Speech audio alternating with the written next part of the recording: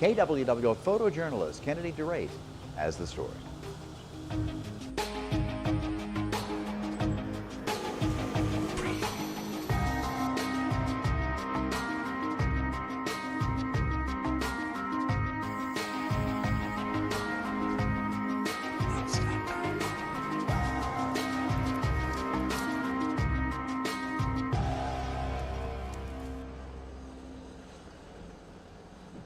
Besides patching up gaping holes in the roof in multiple parts of the building, Kennedy High School also had to replace multiple countertops, had the gym floors redone, and continued to make their way through the countless numbers of books that experienced water damage. This secure storage room is where absentee request forms are digitized, ensuring that voters only get one ballot.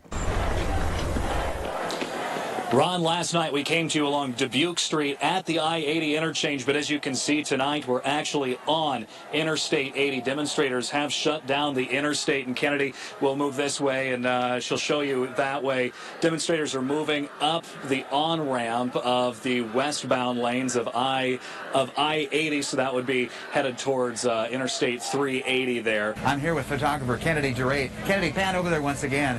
One of the people who is here is, and many organizations, Foundation 2, Foundation of America, Samaritan's Purse, you name it. There are all kinds of national organizations in addition to the local organizations which are doing a tremendous job in this recovery effort. Neighbors say that they saw someone light a fire right here on this pile of debris, and once they helped put it out, they dragged it over across the drive and set it over here in case it relit.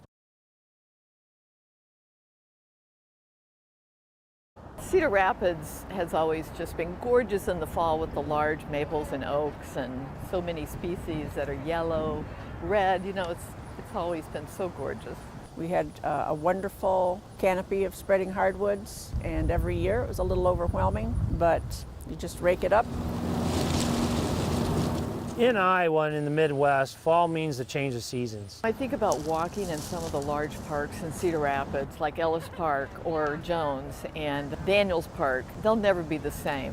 This property was lot line to lot line destruction, just tree wreckage. People love the red fall color, and one of the species that they plant are either red maples or a hybrid between red and silver. But because that hybrid has a lot of silver maple in it, they grow really fast and they're fairly weak wooded. So that hybrid really took a hit in this storm.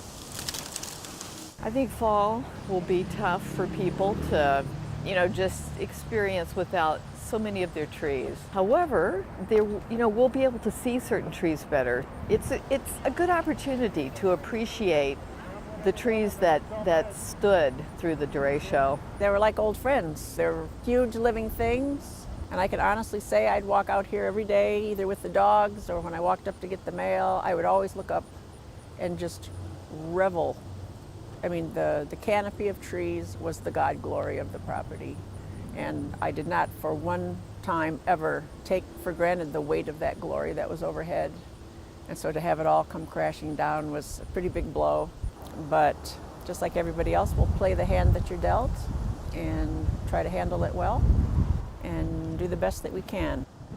Going into my senior year, the derecho affected my community, and I wanted to take something like that was negative throughout our whole community and turn it into something positive. I live in an old neighborhood and we lost tons of trees and it's unrecognizable. That following week, all of us were without power and it was pretty devastating, and you still saw neighbors out helping neighbors, and so we just want to continue with that energy in the community. The idea of replanting trees in the area was really big for me, especially since it helps the environment too. We have 4 artists here on site that we invited.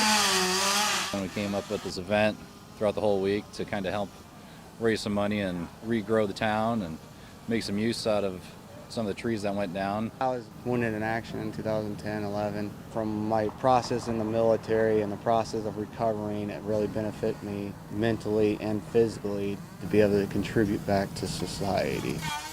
We can throw these trees away after a storm and stuff, but really let's think about it. How can we benefit our community with it? We're 17 and 18 years old and we pulled off a pretty amazing event and project, and it's so amazing to see people coming out and watching the carvings and showing interest in the project. I Yesterday I started a turtle and it took 4.5 hours, and everybody's like, what are you doing? I'm like, turtle, and they're like, and they came back 45 minutes later and they're like, oh, and everybody's like ecstatic how it turns out. I mean, hopefully we can get enough money raised to plant even more trees than actually went down. Let's just keep rebuilding our community back together like we did at the start when the derecho hit. Let's keep making it bigger.